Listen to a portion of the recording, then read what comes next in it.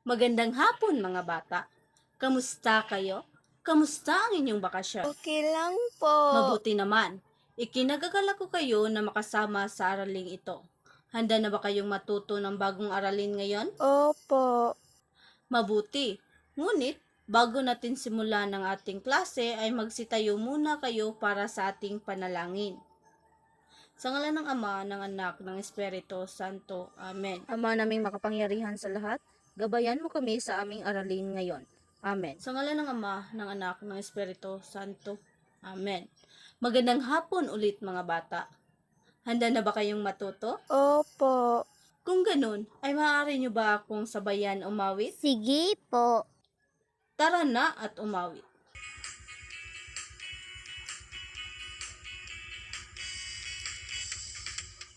Ang pangungusap ay nagsasaad ng buong damdamin at buong diwa. Ang pangungusap may mga bahagi ating alamin, makinig mabuti. Ito ang simuno at panaguri. Ang pangungusap ay nagsasaad ng buong damdamin at buong diwa. Ang pangungusap may mga bahagi ating alamin, makinig mabuti. Ito ang simuno at panaguri. Nagustuhan nyo ba ang ating awitin mga bata? Opo. Mabuti. Bago magsiupo ay pakipulot ng mga basura na nakikita nyo sa ilalim ng inyong upuan. Tapos na ba kayo? Opo. Mabuti naman. Ako nga pala ay magpapakilala sa aking sarili. Ako si Binibining Gemma Ramos. Pwede nyo akong tawaging Binibining Gems. Ako ang inyong guro sa araling ito. So may mga palatuntunin ako sa ating klase. Una, maging mabait sa inyong guro at mga kaklase. Pangalawa, maging magalang. Pangatlo, itaas ang inyong kamay para sa pahintulot na magsalita. Pang-apat, maging tahimik at makinig kapag may ibang nagsasalita. Pang-lima, panatilihing malinis ang silid-aralan. Naintindihan nyo ba? Opo. Mabuti naman. Suhatin ko kayo ng 2 pangkat at sa bawat pangkat ay maglilista kayo kung sino ang lumiban sa klase. Pangkat 1, sino ang lumiban sa klase? Wala po, Binibining Gems. Pangkat 2, sino ang lumiban sa klase? Wala po, Binibining Gems. Masaya ako na walang lumiban sa ating klase ngayon. At ngayon ay magbalik-aral muna tayo sa ating tinatalakay noong nakaraang linggo. Ano ang ating tinatalakay noong nakaraang linggo? Pang-angkop po. Magaling. Bigyan ng isang bagsak. Base sa inyong natutunan, ano ang pang-angkop? Ang pang-angkop ay mga salitang ginagamit sa pag-uugnay ng dalawang salita. Magaling. Sino ang makapagbibigay sa akin ng halimbawa ng pang-angkop? Ako po, Binibining Gems. Sige Rose, ano iyon? Malamig na tubig po. Magaling. Sino pa ba ang makapagbibigay sa akin ng halimbawa ng pang-angkop? Ako po, Binibining Gems. Sige Jappy, ano iyon? Maliit na baso po. Magaling. Dahil alam nyo na ang pang-angkop ay dumako naman tayo sa ating bagong aralin. Handa na ba kayong matuto sa ating bagong aralin? Opo. Kung ganon, ay sisimulan na natin. Pero bago yan ay babasahin muna natin ang ating layunin. Ang kompetensi natin ngayon ay nasasabi ang simuno at panaguri sa pangungusap. At ang ating layunin naman ay sa pagtatapos ng araling ito, ang mga mag-aaral ay inaasahang natutukoy ang simuno at panaguri na ginagamit sa pangungusap, napapahalagahan ang paggamit ng simuno at panaguri sa pangungusap at nakakagawa ng wastong pangungusap gamit ang simuno at panaguri. So may 3 larawan ako dito. Ang gagawin nyo lang ay oobserbahan nyo ang mga larawan at pagkatapos ay may itatanong ako sa inyo at sasagutin nyo ito ng kompletong pangungusap. Ito ang unang larawan. So, sa unang larawan, ano ang inyong obserbasyon? Mga batang naglalaro po. Magaling! Sino ang makapagbibigay sa akin ng kompletong pangungusap batay sa inyong nakita sa larawan? Ako po, Binibining James. Sino? Sige, Jinakin. Ano iyon? Ang mga bata ay naglalaro. Magaling! Bigyan ng isang bagsak. Sa pangalawang larawan naman, ano ang inyong obserbasyon? Mga batang kumakain po. Magaling! Sino ang makapagbibigay sa akin ng kompletong pangungusap? Ako po, Binibining James. Sino? Sige, Honeybee. Ang mga bata ay masayang kumakain. Magaling! Bigyan ng isang bagsak. Sa pangatlong larawan naman, ano ang inyong obserbasyon? Batang babaeng nagsusulat po. Mahusay! Sino ang makapagbibigay sa akin ng kompletong pangungusap? Ako po, Binibining James. Sino? Ako po. Sige, Ken. Batang babaeng nagsusulat po. Magaling! Bigyan ng isang bagsak. Ang inyong mga sagot ay tama. Ngayon naman ay dumako tayo sa ating gawain.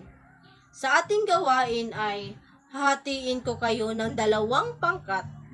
Pagkatapos ay magbibigay ako sa inyo ng isang larawan at gagawa nyo ito ng isang pangungusap batay sa inyong nakita sa larawan. At pagkatapos ay tukuyin din ninyo kung saan ang simuno at panaguri sa pangungusap. So ito ang larawan. Bigyan ko kayo ng 3 minuto para mag-isip. Tapos na ba kayo mga bata? Opo. Kung ganon, simulan na natin. Pangkat una, ano ang inyong nakita sa larawan? Mga batang naglalaro. Magaling! Base sa inyong nakita, ano ang pangungusap na inyong nabuo? Ang mga bata ay naglalaro sa parke. Magaling! Saan ang simuno sa pangungusap? Mga bata Saan naman ang panaguri sa pangungusap? naglalaro sa parke po. Magaling! Tama ang inyong sagot. Pangkat 2, ano ang nakikita nyo sa larawan? Mga batang naglalaro sa parke. Magaling! Base sa inyong nakita, ano ang pangungusap na inyong nabuo? Ang mga bata ay masayang naglalaro sa parke. Magaling! Saan ang simuno sa pangungusap? Mga bata Saan naman ang panaguri sa pangungusap? masayang naglalaro sa parke. Magaling! Tama ang inyong sagot. Alam niyo ba, ang bawat pangungusap na ating ginagamit sa pag-uusap ay nagkakaroon ito ng bahagi? Yan ang tatalakayin natin ngayong araw, ang 2 bahagi ng pangungusap. Pero kung hindi mo pa ito alam kung ano ang mga ito, huwag kang mag-alala dahil tutulungan kita. Ngayon ay sasamahan niyo akong alamin ang mga bahagi ng pangungusap. Pero bago yan, ano nga ba ang pangungusap? Ang pangungusap ay lipo ng mga salitang nagpapahayag ng buong diwa o kaisipan. Halimbawa, si Anna at Jessie ay matalik na magkakaibigan. Si Rowell ay mabilis tumakbo. Ang mga bata ay naglalaro sa lansangan. Ito ang mga halimbawa ng isang pangungusap.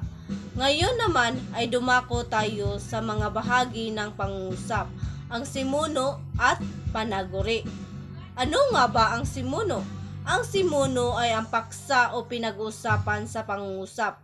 Makilala ang simuno gamit ang pangtukoy na ang o ang mga, si o sina. Makilala rin ang simuno bilang mga panghalip katulad ng mga panghalip panaong ako, kami, tayo, kayo, at sila. Halimbawa, si Anna at Jessie ay matalik na magkakaibigan. Si Anna at Jessie ay ang simuno sa pangungusap dahil sila ang pinag-uusapan sa pangungusap. Pangalawa, si Binibining Santos ay nagbibigay ng pagkain sa mga bata. Si Binibining Santos ay ang simuno sa pangungusap dahil siya ang pinag-uusapan sa pangungusap. Pangatlo, ang mga bata ay naglalaro sa lansangan. Ang mga bata ay ang simuno sa pangungusap dahil siya ang pinag-uusapan sa pangungusap. Ang ikalawang bahagi ng Pangungusap naman ay ang panaguri. Ang panaguri ay nagsasabi o naglalarawan tungkol sa simuno o paksa. Halimbawa, si Anna at Jessie ay matalik na magkaibigan. Matalik na magkakaibigan ang panaguri sa pangungusap dahil ito ay naglalarawan kina Anna at Jessie na ang ating simuno. Pangalawa, si Binibining Santos ay nagbibigay ng pagkain sa mga bata. Nagbibigay ng pagkain sa mga bata ay ang panaguri sa pangungusap dahil ito ay naglalarawan kung ano ang ginagawa ni Binibining Santos. At pangatlo, ang mga bata ay naglalaro sa lansangan. Naglalaro sa lansangan ang panaguri sa pangungusap dahil ito ang naglalarawan kung ano ang ginagawa ng mga bata na ang ating simuno. Naiintindihan niyo ba ang ating tinatalakay, mga bata? Opo. Kung ganon ay dumako naman tayo sa ating paglalapat. Hahatiin ko kayo ng 3 pangkat. Ang bawat pangkat ay gagawa ng 5 pangungusap na may simuno at panaguri.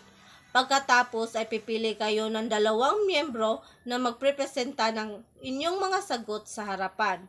Bigyan ko kayo ng 3 minuto sa paggawa.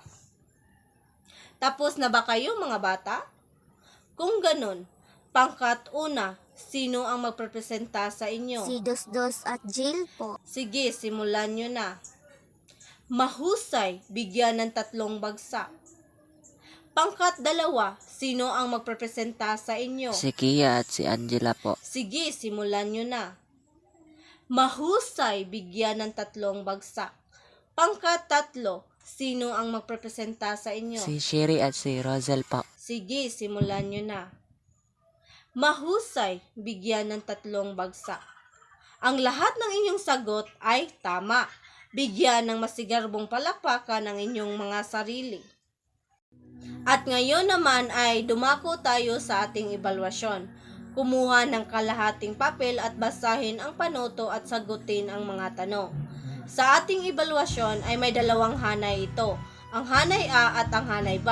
Ang hanay A ay bilugan ang simuno sa pangungusap at salungguitan ang panaguri sa pangungusap.